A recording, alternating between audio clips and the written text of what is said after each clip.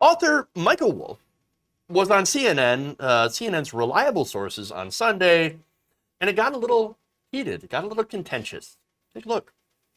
I think the media has done a terrible job on this. I think you yourself, while you're a nice guy, you're full of sanctimony. You become part of one of the parts of the problem of the media. You come on here and you have a monopoly on truth. You know exactly how things are supposed to be done. You are one of the reasons people can't stand the media. Sorry. You're cracking me up. It's your fault. So what should I do differently, Michael? Don't talk so much. Listen more. People have genuine problems with the media. The media doesn't get the story right. The media exists in its own bubble. Also, you're incredibly repetitive. It's week after week. I mean, you're the flip side of Donald Trump. Fake news, and you say virtuous news. No, there's we just figure out what is real. I mean, yeah, I'm listening. Well, figuring out what is real is not so easy, and right. Most people don't want to turn to Brian Stelter to tell us what's real. I'm sorry. Well, then why'd you bother coming on CNN a few times this week? I'm a book salesman. Okay, wow. So there's a lot there to unpack. So already out of the gate, that's probably the most honest anyone's ever been on CNN. Like, well, why do you have me on? Or why did you come on? Because I want to sell books. Yeah, I mean, true. Thank you. But let's get to. I know you're already talking about Stelter's laugh, and of course I wanted to say that. That laugh is an immediate dismissal of any criticism whatsoever. Even though later on he did admit about media being in the bubble. Yeah, okay, I agree with that. Well, thank you. I agree. Absolutely. But here's the thing. He's right. Wolff's right. People don't trust the media. I mean, they can't stand corporate media. In fact, I have some polling results. There's a recent Gallup poll that showed that Americans do have a consistent lack of trust in television news. In fact, more than 3/4 of the public said that they had little confidence in newspaper and television news. In fact, only 21% of respondents said they had a great deal or quite a lot of confidence in newspapers, while only 16% of respondents reported the same of television news. In fact, here is that right here. So they go through all the list of different things where, people have a lot of trust. Look at that. Little trust in public schools. Yikes. It's just, nobody has any trust in any American institutions anymore. And understand that, this is something that's not exactly partisan. Americans all across the political spectrum have, little or to no trust in corporate media. And there's a reason, of course. A lot of it's not exactly news anymore. A lot of it is entertainment or infotainment, and it's flanked by commercials for pharmaceutical companies and oil companies, oil and gas. I mean, how many times have you watched, TV? Like, I remember when I used to watch TV, right? When I used to watch cable news. And it was flanked by natural gas is great for the planet. And it's great for the environment. And it's like, no, it's not. It's actually pretty bad. Actually pretty bad for the environment. I guess less so than if you compare it to oil and coal, but it's still pretty bad. And so, yes, of course, people know you have media consolidation. You have like 2 or 3 corporations that basically, control the 90% of what you see and hear. And a lot of it's, of course, corporate interests that are involved. And so, yeah, you don't trust it. Of course. In fact, here's the thing, though. You got corporate media like Fox News. It's a good example. Now, Fox News, the highest rated host on Fox News is Tucker Carlson. Tucker Carlson regularly goes after the corporate media, which is ironic because Fox News is the most corporate of corporate media.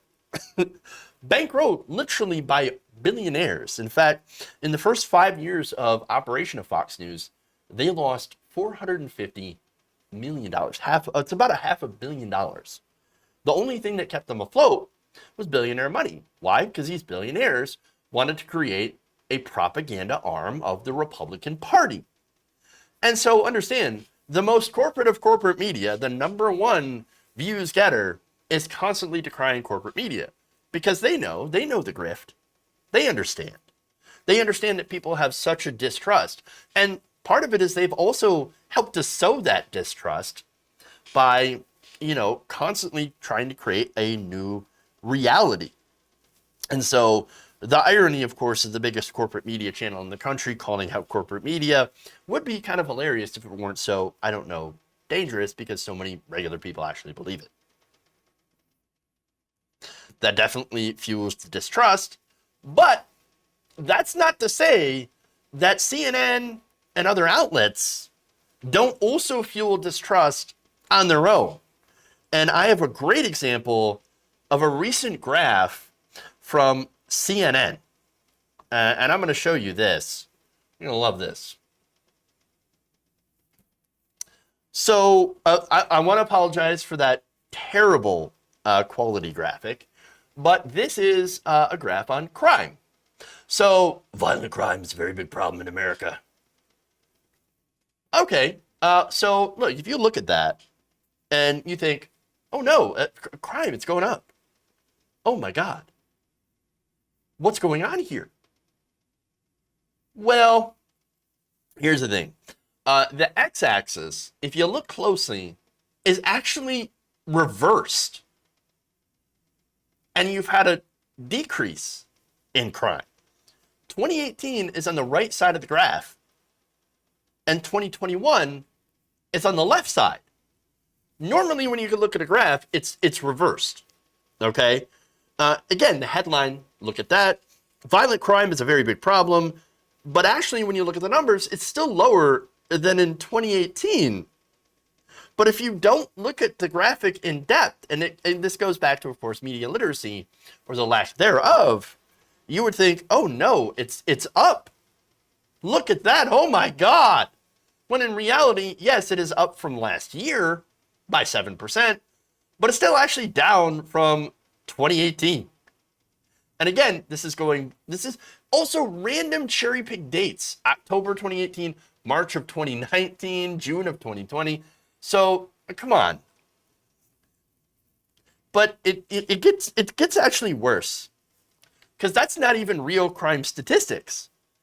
It's actually based on an opinion poll rather than a factual measurement of the crime rate.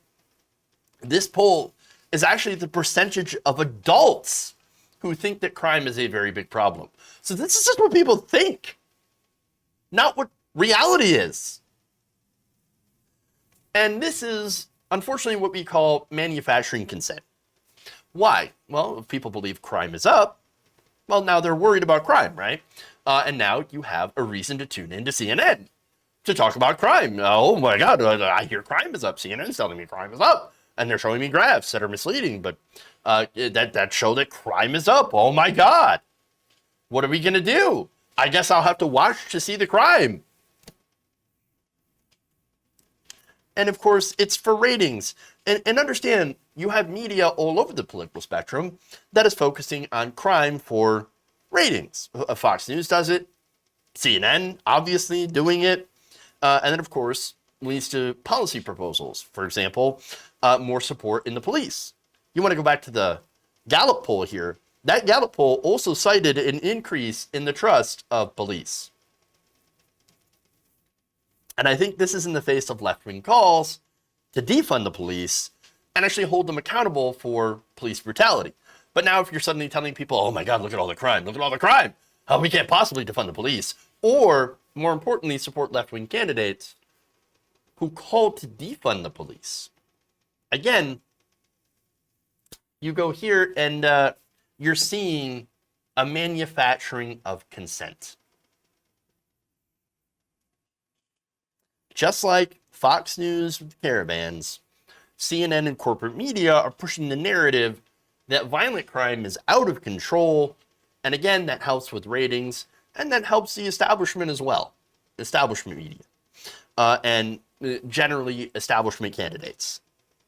This is the problem with having news outlets controlled by for-profit media corporations. Now, did CNN apologize? No. Did they retract? No. Not that I know of. Maybe, I don't know, maybe they have and I missed it. And look, understand that this is not to make Fox News look good. Already, you should know, Fox News and conservative media are actually far worse. They play far more fast and loose with the truth. At least CNN, yes, what CNN is doing is they're basically making graphics that are telling a different story based on factual information. Fox News just makes shit up, generally. And so, again, corporate mainstream news does manufacture consent, and you, of course, only need to look at the reporting, of course, the protests in Cuba that happened. Now, look, Cuban protesters are protesting the government. The government can't get vaccines out fast enough.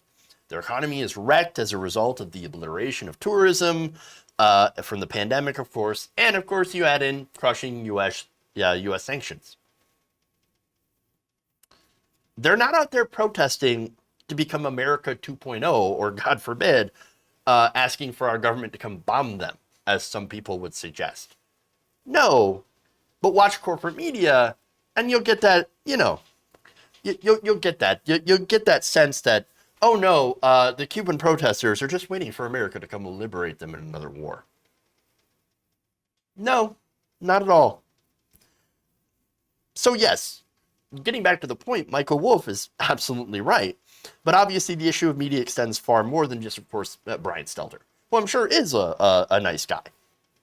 But again, he's in that Beltway establishment bubble. He admits that he is. And right now, that establishment bubble is almost impossible to pierce. That doesn't mean that CNN and corporate media don't do excellent stories sometimes, and even some journalism. I've reported on that before, but understand that there is media that have biases, and that you should always make sure to keep yourself up on media literacy. Keep that in mind, especially when it comes to important stories like, for example, foreign policy. That is one where the establishment media is often wrong. Often when it comes to the reporting on left-wing candidates and things like socialism or social democracy, things like that. Or, reporting on taxing corporations, for example. That's the stuff you really got to watch out for, because again, these multimedia billion-dollar corporations are going to look out for themselves and will generally, as a result, skew pretty conservative. If you enjoyed this video, please give us a like and share with your friends. You can subscribe and help out the channel by becoming a patron. It's patreon.com/Jeff Waldorf, or you can become a channel member as well by hitting the join button below.